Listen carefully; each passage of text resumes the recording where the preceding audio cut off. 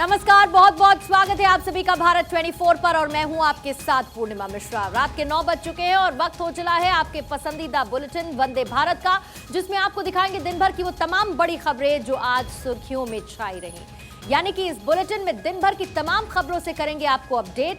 शुरू करते हैं खबरों का सिलसिला, दिखाते हैं आपको इंडिया टू इंटरनेशनल पूरा हाल वंदे भारत।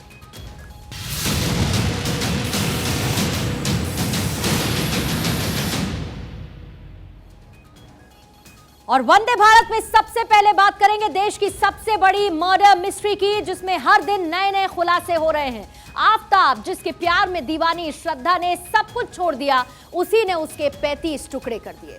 इस अनहोनी की भनक श्रद्धा को 2 साल पहले लग गई थी, जिसके बाद उसने 23 नवंबर 2020 को मुंबई पुलिस को एक शिकायती पत्र भी भेजा, जिसमें उसने साफ साफ कहा था कि उसका लिव इन पार्टनर यानी कि आफताब उसके साथ मारपीट करता है। आफताब उसके टुकड़े टुकड़े कर सकता है।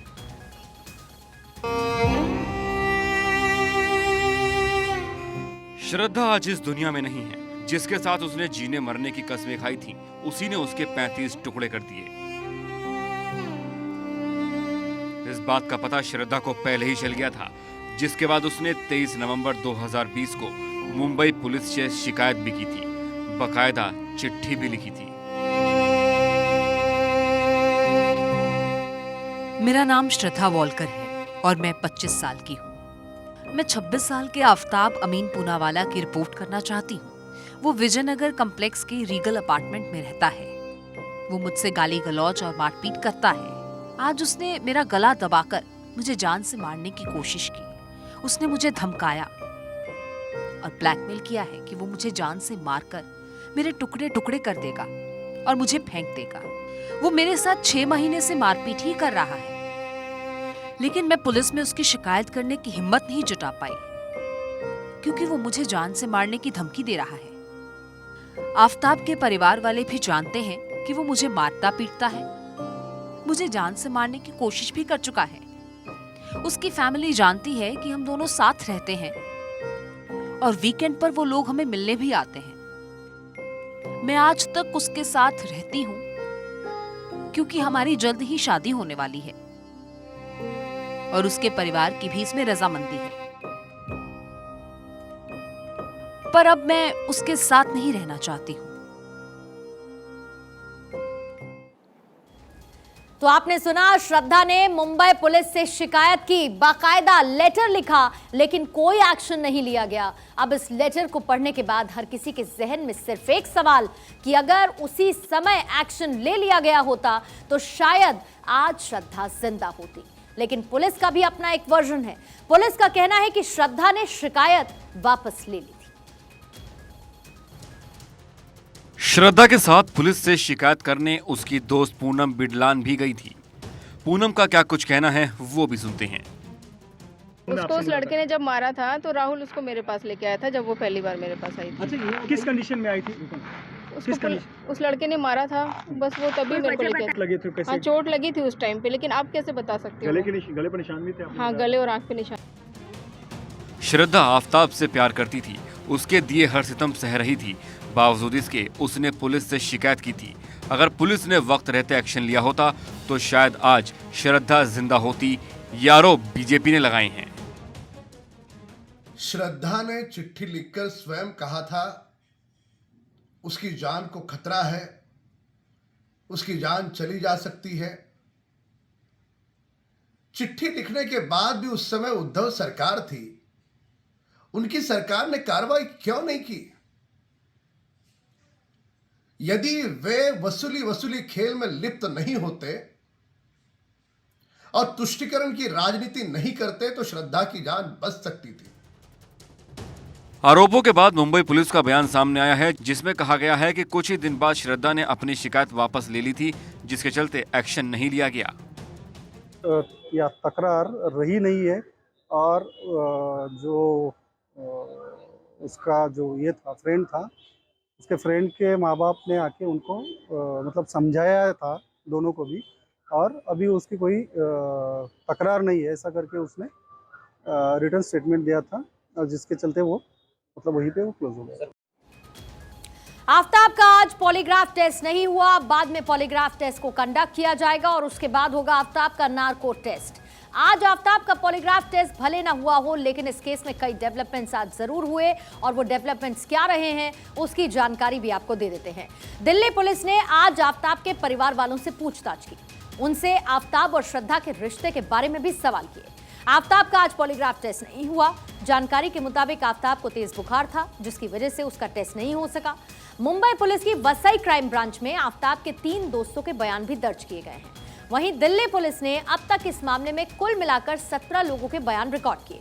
दिल्ली पुलिस को आफ्ताब के बाथरूम की टाइल से अहम सबूत मिले। फॉरेंसिक एक्सपर्ट्स ने ये सबूत हासिल किए। सबूत क्या है, इसके बारे में जानकारी अभी तक सामने नहीं आई है। इससे पहले भी आफ्ताब के बाथरूम की टाइल्स पर खून के निशान मिले थे। श्रद्धा और आफ्ताब का एक कॉमन फ्रेंड भी सामने आया जो ड्रग सप्लाई करता था। पुलिस उससे भी इस वक्त पूछताछ में जुटी है। पुलिस को जांच में एक और अहम बात पता चली कि श्रद्धा और आफ्ताब का कई बार ब्रेकअप हुआ था, लेकिन शातिर आफ्ताब हर बार श्रद्धा को बहला फुसला लेता था। श्रद्धा ने पुलिस से शिकायत की थी, जिसके बाद हो सकता है कि आफ्ताब ने श्रद्धा को मना लिया हो और यही वर्जन पुलिस का सामने आया कि श्रद्धा ने अपनी शिकायत को वापस ले लिया था। वहीं इस पूरे मामले पर भारत 24 की टीम लगातार श्रद्धा के पिता के संपर्क में बनी हुई है। श्रद्धा के पिता का कहना है कि उन्हें शक है कि शायद इस घटना की पूरी जानकारी आफ्ताब के माता पिता को थी और क्या कुछ उन्होंने कहा, आपको वो बातचीत भी सुनवाते हैं हमारे संवाददाता संदीप शुक्ला के साथ। संतुष्ट हैं आप? जो इंक्वायरी चल रही है उससे संतुष्ट हैं कि कुछ और चाहिए? फिलहाल तो वैसे जो अभी इंक्वायरी हो रही है वो सही तरीके से चल रही है, लेकिन फिर भी मुझे ऐसा लग रहा है कि लड़के की तरफ से भी पूरी इंक्वायरी होनी चाहिए, जो अभी शायद मुझे अभी कल परसों से ही करनी चालू की है, ऐसा मुझे दिख रहा है। वो पहले से नहीं हो पाई। अच्छा, पुलिस वाले कुछ बोल रहे हो? कुछ पुलिस वालों से जो बातचीत हुई हो जिसमें कि मदद क्या हो रही है? मैंने पुलिस वालों से ही मैं डिमांड कर रहा हूँ कि मुझे पूरी इंक्वायरी होनी चाहिए, ऐसे मुझे तो बोल। देश की राजधानी दिल्ली में जामा मस्जिद में लड़कियों के अकेले एंट्री पर पाबंदी लगा दी गई है और यह फरमान मस्जिद प्रशासन की तरफ से जारी किया गया। इस आदेश की एक प्लेट बाकायदा मस्जिद की दीवार पर कुछ इसी तरीके से चस्पा की गई है। हालांकि हिंदू संगठन ने मस्जिद प्रशासन के इस फैसले की आलोचना की है, लेकिन मस्जिद प्रशासन इसे सही बताता है। चांदनी चौक इलाके में लाल किले के पास मौजूद जामा मस्जिद में लड़कियों के अकेले एंट्री न करने के आदेश मस्जिद के 3 तरफ से लगा दिए गए हैं। ये फरमान हिंदी के अलावा उर्दू में भी लिखा गया है। धातु की इस पट्टियों पर काले रंग से लिखा गया है, जामा मस्जिद में लड़कियों का अकेले दाखिल होना मना है। यह आदेश दफ्तर जामा मस्जिद दिल्ली की तरफ से बताया गया है। इस मामले पर हमारी संवाददाता शाजिया निसार ने लोगों से बातचीत की। अकेले ऐसे घूमने आ सकती है, बट आप कोई अकेले जाके, अभी लड़कियां जैसे भाई ने बताया अभी अकेले जाती है वहाँ पे, फिर अश्लील हरकतें करती है। बट ये लड़कियां कैसे अश्लील हरकतें करती हैं? लड़कियां नहीं करती है भाई, लड़के तो है ना, लड़के जो है यहाँ पे जाके फिर तो लड़कों पर भी बैन लग जाना चाहिए। हाँ, अकेले लड़का लड़कियां दोनों आप लिखा हो, लड़कियां या लड़कियों। लड़कों का नाम नहीं है इसमें, लड़कों का नाम नहीं है। तो अगर लड़की अकेले आएगी और पेरेंट्स के साथ नहीं आएगी तो कोई देख नहीं तो नहीं रहा है क्या कर रही है यहाँ पे, लड़के के साथ क्या कर रही है, टिकटॉक। लड़कों के ऊपर भी तो फिर देख रेख होनी। हाँ, बिल्कुल होना चाहिए, कौन मना कर रहा है, दोनों को देखना चाहिए। पोस्टर पे लड़कों का भी नाम होना चाहिए। हाँ, तो होना चाहिए। वो आप जो यहाँ कमेटी के लोग वो लोग इसको डिसाइड करेंगे, हम लोग तो टूरिस्ट, हम लोग घूमने आए, हम लोग तो देखेंगे। वहीं मस्जिद प्रशासन के इस फैसले की हर तरफ आलोचना हो रही है। वीएचपी के राष्ट्रीय प्रवक्ता विनोद बंसल ने जामा मस्जिद प्रशासन के इस निर्णय का विरोध किया है और ट्वीट करते हुए लिखा है कि जहां की सरकार का बेटी बचाओ बेटी पढ़ाओ बेटी बढ़ाओ का नारा है और जामा मस्जिद में नारी निषेध है, हिंदू संगठन ही नहीं मुस्लिम समाज की ही सामाजिक कार्यकर्ता शहनाज अफजल ने इस फरमान का खुले विरोध करते हुए इसे गैर संवैधानिक बताया है। फिलहाल इस मामले पर चौतरफा हमला हो रहा है, लेकिन मस्जिद प्रशासन इस फैसले को हर तरफ से सही ठहरा रहा है। तो सत्येंद्र जैन के तिहाड़ जेल के अंदर से मसाज वीडियो सामने आए, उस पर खूब सियासत हुई। अब सत्येंद्र जैन का एक और वीडियो सामने आया जिसमें सत्येंद्र जैन बाहर का खाना मंगवाकर खाते नजर आए, जबकि उनके वकील ने दावा किया कि सत्येंद्र जैन को जेल में अच्छा खाना नहीं मिल रहा और उनका वजन घट रहा है, लिहाजा एमसीडी चुनाव के बीच बीजेपी को एक बार फिर से सियासत का मुद्दा मिल गया। मसाज वीडियो के बाद सत्येंद्र जैन का एक और ताजा सीसीटीवी फुटेज सामने आया है, जिसमें सत्येंद्र जैन होटल का खाना मंगवाकर खाते नजर आए। इस वीडियो में सत्येंद्र जैन कई अलग अलग कपड़ों में दिखाई दे रहे हैं। आरोप है कि उन्हें ऐसा खाना लगातार मिल रहा है। सूत्रों के हवाले से ये भी खबर है कि सत्येंद्र जैन का वजन भी 8 किलो बढ़ गया है।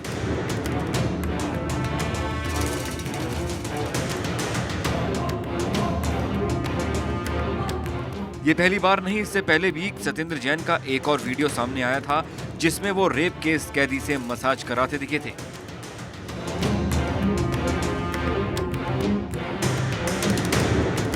इन सभी वीडियो के सामने आने के बाद सियासत भला कैसे रुकती? बीजेपी नेता मीनाक्षी लेखी ने आम आदमी पार्टी को आड़े हाथों लिया। कुल मिलाकर बीजेपी इसका बड़ा फायदा उठाने में जुटी हुई है, क्योंकि मौका भी है, राजनीतिक रण का दस्तूर भी है और दिल्ली में एमसीडी चुनाव भी है।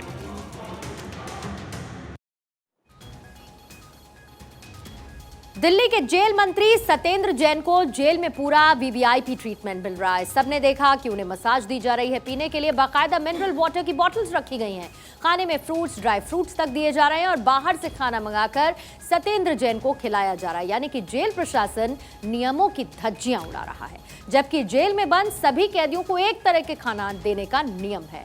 वो नियम क्या है आपको ये भी बता देते हैं, क्योंकि सुबह चाय के साथ 4 ब्रेड सबसे पहले ये खाना उन तक पहुंचता है। लंच डिनर का अगर हम जिक्र करें तो रोटी, सब्जी और सादी दाल कैदियों को दी जाती है। ये है जेल में बंद कैदियों का खाना। शाम को उनको चाय मिलती है, चाय के साथ उन्हें बिस्किट दिया जाता है और रविवार को पनीर या फिर कड़ी राजमा दिया जाता है। यानी कि सप्ताह में एक दिन विशेष खाने की तैयारी होती है। रविवार को मिठाई और दही भी कैदियों को दी जाती है। ये पूरे उनके हफ्ते भर की डाइट होती है, जो जेल के तमाम कैदियों को मुहैया कराया जाता है। लेकिन इसी बीच में जो सत्येंद्र जैन को खाना मिला है, वो देख के साफ पता चलता है कि सत्येंद्र जैन को तिहाड़ जेल के अंदर वीवीआईपी ट्रीटमेंट मिल रहा है। इसी और आइए अब बात करते हैं गुजरात की, क्योंकि गुजरात चुनाव की घड़ी जैसे जैसे नजदीक आ रही है, प्रचार की रफ्तार तेज होती जा रही है। प्रधानमंत्री मोदी ने एक के बाद एक कई जनसभाएं की, तो केंद्रीय गृह मंत्री अमित शाह भी 3 जनसभाओं को संबोधित करते चुनावी अभियान को मजबूती देते नजर आए। बीजेपी के राष्ट्रीय अध्यक्ष जेपी नड्डा भी गुजरात मिशन को तेजी देने में जुटे हुए हैं। राजनीतिक दल चुनाव प्रचार में एड़ी चोटी का जोर लगा रहे हैं। इसी कड़ी में गुजरात के चुनावी रण में पीएम नरेंद्र मोदी ने मध्य गुजरात का मोर्चा संभालते हुए 4 जगहों पर जनसभाएं की। जानकारी के मुताबिक इस बार पीएम मोदी गुजरात में कुल 51 रैलियां करेंगे, लिहाजा ताबड़तोड़ रैलियों का दौर जारी है। पीएम ने दोपहर 1 बजे एरोड्रम मेहसाणा में रैली की, उसके बाद दोपहर 3 बजे खरोड़ दाहोद में जनसभा को संबोधित किया। फिर शाम 5:30 पर राजमहल रोड वडोदरा में चुनावी सभा में शिरकत की और आखिर में शाम 7:30 बजे पीएम ने भावनगर में रैली की। उधर अमित शाह ने गुजरात में 3 जनसभा कर चुनावी अभियान को रफ्तार दी। सुबह 10 बजे जसदन राजकोट में गृह मंत्री अमित शाह ने रैली की। फिर दोपहर 1 बजे पाटदी सुरेंद्रनगर में जनसभा की और शाम 5 बजे बारडोली सूरत में रैली के दौरान लोगों को संबोधित किया। इस तरह बीजेपी राष्ट्रीय अध्यक्ष जेपी नड्डा ने भी गुजरात मिशन के दौरान ताबड़तोड़ रैलियां की। दोपहर 12 बजे गढ़दा में जनसभा और फिर शाम 4:15 पर जूनागढ़ में पदाधिकारियों से मीटिंग की। गुजरात में धुआंधार प्रचार अभियान में लगे पीएम मोदी के साथ बीजेपी के बड़े स्टार प्रचारकों का भी जमावड़ा लगा हुआ है। पीएम मोदी के गढ़ माने जाने वाले गुजरात में भी उनके साथ गृह मंत्री अमित शाह, बीजेपी के राष्ट्रीय अध्यक्ष जेपी नड्डा और यूपी के मुख्यमंत्री योगी आदित्यनाथ कंधे से कंधा मिलाकर चुनाव अभियान को सफल बनाने में लगे हुए हैं। गुजरात चुनाव में अब सिर्फ 1 हफ्ते का वक्त बाकी है और मतदान से पहले चुनाव प्रचार में बीजेपी अपनी पूरी ताकत झोंकने में लगी है। ऐसे में गुजरात में असम के मुख्यमंत्री ने फिर से यूनिफॉर्म सिविल कोड का मुद्दा उठा दिया और एक रैली को संबोधित करते हुए असम के सीएम हेमंत बिस्वा शर्मा ने देश में एक शादी करने का समर्थन करते हुए समान नागरिक संहिता के कानून को जरूरी बताया। इस दौरान उन्होंने लव जिहाद के खिलाफ भी कानून की हिमायत की है। अगर आप तलाक देते रहे तो चौथा, पंचा, 7 जितना शादी कर सकता है ऐसा शादी कर सकते हैं। अरे ये देश का कानून हो सकता है क्या? महिलाओं का इतना अपमान हो सकता है क्या? इसलिए आज हमको देश को क्या जरूरत है? यूनिफॉर्म सिविल कोड को ये देश को जरूरत है। ये काम कौन कर सकता है? ये काम खाली बीजेपी कर सकता है। महिला सशक्तिकरण का काम खाली प्रधानमंत्री मोदी जी कर सकता है। चीनी सेना एलएसी पर लगातार अपनी मौजूदगी दर्ज करा रही है और उनके पास आधुनिक हथियार भी हैं, जिनका जवाब देने के लिए लद्दाख में भारतीय सेना ने भी घातक हथियारों का जखीरा बढ़ा दिया है। एलएसी पर तनाव को 2 साल बीत गए हैं, लेकिन अभी तक भारत चीन के बीच पूरी तरह शांति नहीं हो पाई है। मई 2020 को चीनी सेना ने भारतीय इलाकों में घुसपैठ की कोशिश की थी, जिसका सेना ने मजबूती से जवाब दिया। उसके बाद से 16 बार हाई लेवल मीटिंग हो चुकी है, फिर भी चीन की नजर लद्दाख पर गड़ी हुई है। कुछ समय पहले दोनों देशों की सेनाओं ने टकराव वाले पॉइंट से पीछे हटने का फैसला किया था, लेकिन ड्रैगन अभी भी भारी संख्या में तैनाती किए हुए है। इसको देखते हुए इंडियन आर्मी ने भी पूरी तैयारी कर ली है। भारतीय सेना आधुनिक हथियारों और रक्षा संसाधनों के साथ लद्दाख सेक्टर में तेजी से अपनी क्षमता को बढ़ा रही है। इसमें artillery gun, swarm drone system शामिल है, जो दुश्मन के इलाके में आक्रामक मिशन को अंजाम दे सकते हैं। रिपोर्ट्स की माने तो लंबी दूरी के रॉकेट, दूर से संचालित एयर सिस्टम और उच्च गतिशीलता वाले सुरक्षित वाहनों के साथ पहाड़ों में युद्ध के लिए हल्के टैंकों का डेवलपमेंट किया जा रहा है। FICV और नए कार्बाइन भी खरीदे जा रहे हैं। ये सब इसलिए किया जा रहा है ताकि हर वक्त PLA से मुकाबला किया जा सके। तो एलएसी पर चीन की नापाक हरकतों का इतिहास बहुत पुराना है। चीन पर भरोसा नहीं किया जा सकता क्योंकि वो अपनी बातों से कई बार पलट चुका है और इसी वजह से एलएसी पर चीन की किसी भी हरकत का जवाब देने के लिए भारतीय सेना को हमेशा तैयार रहना होगा। लद्दाख में हथियारों का जखीरा इकट्ठा करना इसी का हिस्सा है। आइए आपको हाल ही की कुछ घटनाओं का भी जिक्र कर देते हैं, जिसकी वजह से एलएसी पर तनाव बरकरार है।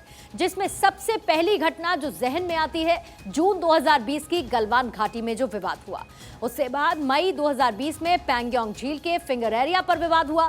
साल 2017 में डोकलाम विवाद, जो बहुत बड़ा विवाद था, जिसके बाद बार बार बातचीत की भी कोशिश हुई, लेकिन चीन जो कहता है वो करता नहीं और इस विस्तारवादी नीति से पूरी दुनिया चीन की वाकिफ है। अब बात करेंगे क्योंकि दुनिया भर में एक के बाद एक भूकंप के झटके महसूस किए जा रहे हैं, जिसके बाद दहशत का माहौल बना हुआ है और भूकंप ने इंडोनेशिया में खूब तबाही मचाई है। उसके बाद तुर्की और इसके साथ भारत में भी धरती हिली भूकंप की वजह से।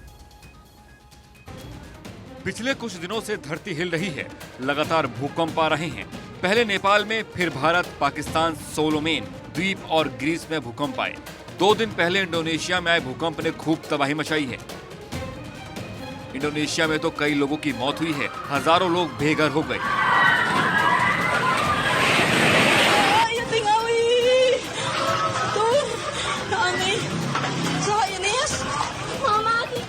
लगातार आ रहे भूकंप से लोगों में दहशत का माहौल है। आज 3 अलग अलग जगह भूकंप के झटके महसूस किए गए। भारत में महाराष्ट्र और अरुणाचल प्रदेश में भूकंप आया तो तुर्की में भी भूकंप के झटके महसूस किए गए।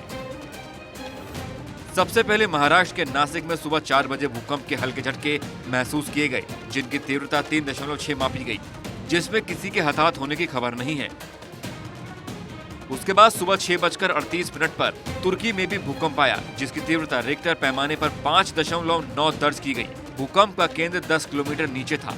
तुर्की में आए भूकंप में 50 लोग घायल हो गए, कुछ इमारतों को भी नुकसान पहुंचा है। वहीं सुबह 7:01 पर अरुणाचल प्रदेश में भी भूकंप के झटके महसूस किए गए, जिसमें किसी के हताहत होने की खबर नहीं है। भारत की बात करें तो इस महीने कई बार धरती हिल चुकी है। 11 नवंबर को UP, MP, Delhi, NCR, Bihar, Haryana, Uttarakhand समेत 8 राज्यों में झटके महसूस किए गए। तब भूकंप का केंद्र नेपाल में था, जहां 6 लोगों की मौत हुई थी। तो इस महीने भारत में कई बार भूकंप के झटके महसूस किए गए, जिनमें से कुछ तो ज्यादा तीव्रता वाले भी थे। और इसके बाद एक ही सवाल उठता है कि क्या ये किसी बड़े खतरे की चेतावनी तो नहीं है, ये बड़े खतरे के संकेत तो नहीं है, क्योंकि भारत में 9 महीने में 948 भूकंप के झटके महसूस किए गए। इन 948 में 240 बार ऐसा रहा जब रिक्टर स्केल पर तीव्रता 4 से ज्यादा थी। 4 से कम तीव्रता वाले भूकंप महसूस नहीं हो पाते हैं, लेकिन 4 से ऊपर की तीव्रता वाले भूकंप के झटके महसूस किए जा सकते हैं और उसके बाद आफ्टर शॉक्स भी देखे गए हैं। भूकंप को लेकर पूरे देश को 5 जोन में बांटा गया है। जो सबसे हाई रिस्क वाला जोन है वो 5वां है और इस जोन में सबसे ज्यादा नुकसान होने की आशंका भी बनी हुई है। भूकंप की तीव्रता यहां पर ज्यादा रहती है और इस जोन में देश का 11% हिस्सा है, यानी कि जोन 5 में। आइए इसके बारे में भी आपको बता देते हैं हाई रिस्की जोन वाले राज्य कौन कौन से हैं। जम्मू कश्मीर ये भी जोन 5 में आता है। इसके साथ ही उत्तराखंड के बाद असम के साथ नागालैंड, हिमाचल प्रदेश, अंडमान निकोबार, बिहार, मणिपुर, गुजरात, ये वो तमाम राज्य हैं जो जोन 5 में आते हैं, यानी कि नुकसान की आशंका इन राज्यों में सबसे ज्यादा है। हाई रिस्क वाले जोन में नहीं है और इनके अलावा कुछ और भी ऐसे 5वें जोन हैं जहां पर ज्यादा तीव्रता वाले भूकंप आने की आशंका भी बनी रहती है। और पहुंचिए जो कल से 3 दिन के लिए भारत जोड़ो यात्रा का हिस्सा रहेंगी। प्रियंका अपने पति रॉबर्ट वाड्रा और बेटे के साथ इस यात्रा में शामिल होने के लिए इंदौर पहुंची। इसकी तस्वीरें आपके सामने।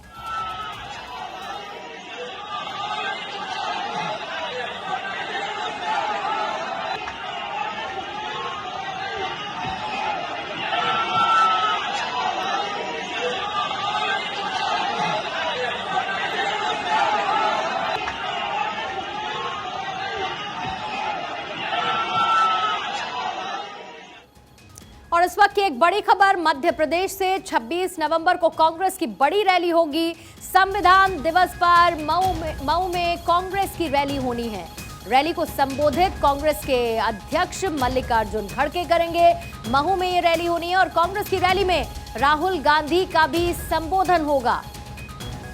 बाबा साहेब अंबेडकर का जन्मस्थान महू और वहीं पर बड़ी रैली होने वाली है जिसको संबोधित राहुल गांधी करेंगे और मल्लिकार्जुन खड़गे। 26 नवंबर की तारीख तय की गई है। संविधान दिवस का मौका होगा।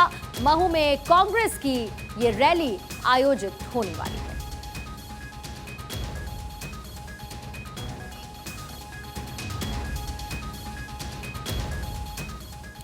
फर्स्ट इंडिया मुंबई एडिशन की एक्सक्लूसिव स्टोरी चहल इन सू।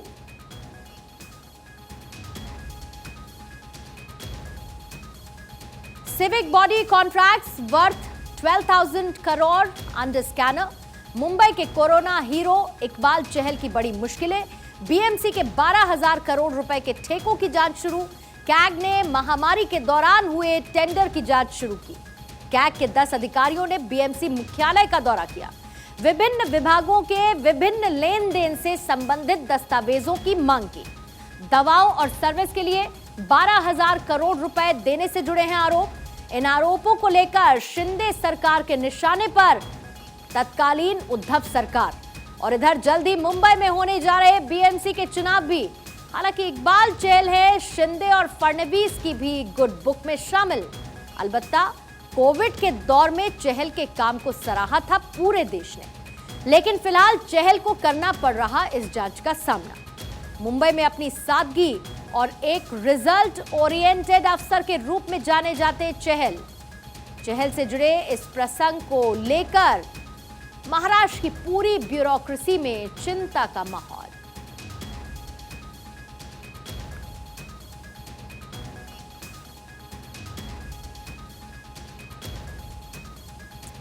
प्रधानमंत्री नरेंद्र मोदी गुजरात में धुआंधार रैलियां कर रहे हैं और इसी बीच दाहोद से पीएम की एक अनोखी तस्वीर सामने आई जब उन्होंने 103 साल के बुजुर्ग सुमन भाई भाभोर को गले लगा लिया। पीएम की यह तस्वीर काफी वायरल हो रही है। दरअसल पीएम दाहोद में चुनाव प्रचार के लिए पहुंचे थे और इसी दौरान सुमन भाई भाभोर उनसे मिलने पहुंचे और पीएम ने उन्हें गले लगा लिया। पीएम मोदी ने जनसभा में भी इस घटनाक्रम का जिक्र किया और कहा कि मुझे 103 साल के सुमन भाई का आशीर्वाद प्राप्त हुआ।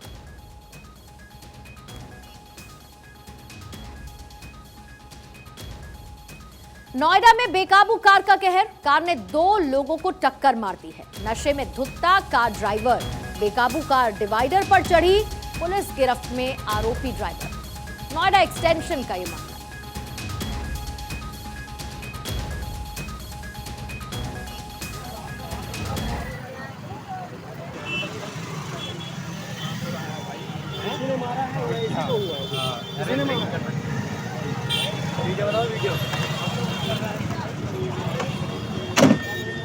बस अब क्या हो गया थाने में चलने सर। 19 नवंबर को देश के 26वें मुख्य चुनाव आयुक्त बने हैं अरुण गोयल और उनकी फाइल सुप्रीम कोर्ट ने मंगवाई क्योंकि सुप्रीम कोर्ट जानना चाहता है कि निर्वाचन आयोग के रूप में गोयल की नियुक्ति में कहीं कुछ अनुचित तो नहीं किया गया क्योंकि उन्होंने हाल ही में सेवा से स्वैच्छिक सेवानिवृत्ति ली थी। गवर्नमेंट से जवाब मांगा है वह यह है कि इस हियरिंग के दौरान ही एक इलेक्शन कमिश्नर का अपॉइंटमेंट अभी के अभी किया गया और वीआरएस दिलाकर एक आईएएस को अपॉइंट किया गया। उस पर बेंच ने काफ़ी सीरियस कॉग्निजेंस लिया है। कल मैटर की सुनवाई फिर लंबी चलेगी और कल हम पिटिशनर की तरफ से रिजॉइंडर देंगे। इसी केस की सुनवाई करते हुए सुप्रीम कोर्ट ने देश के मुख्य चुनाव आयुक्त की नियुक्ति और उनके कार्यकाल को लेकर केंद्र सरकार से सवाल किए हैं और तीखी टिप्पणियां भी की हैं।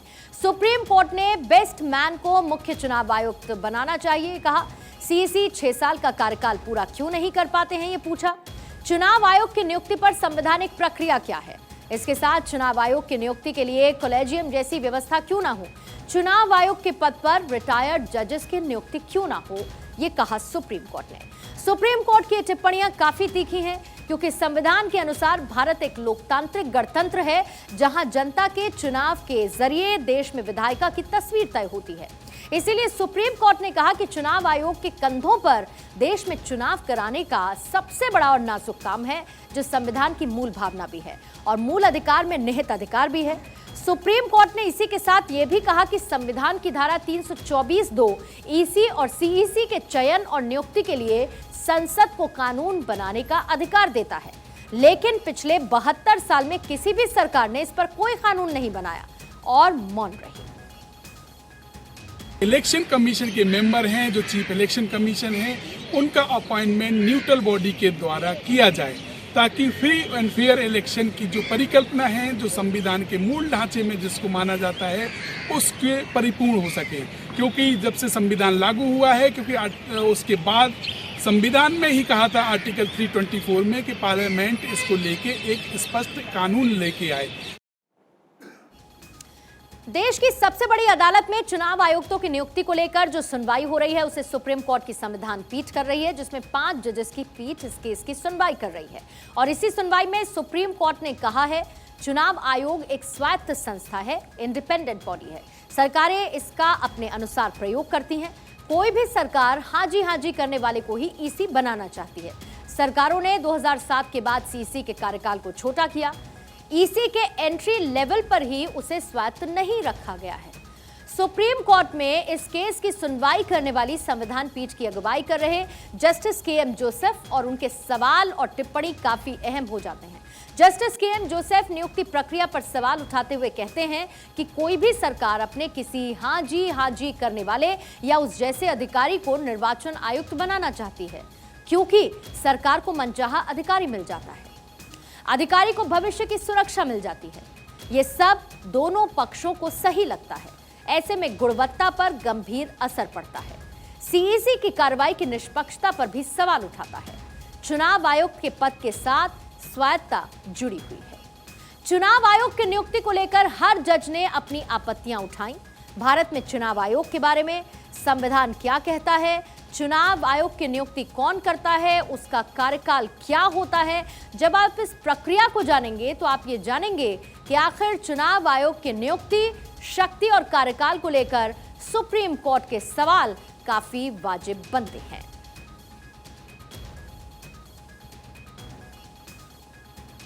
और इसी खबर के साथ वंदे भारत में फिलहाल इतना ही।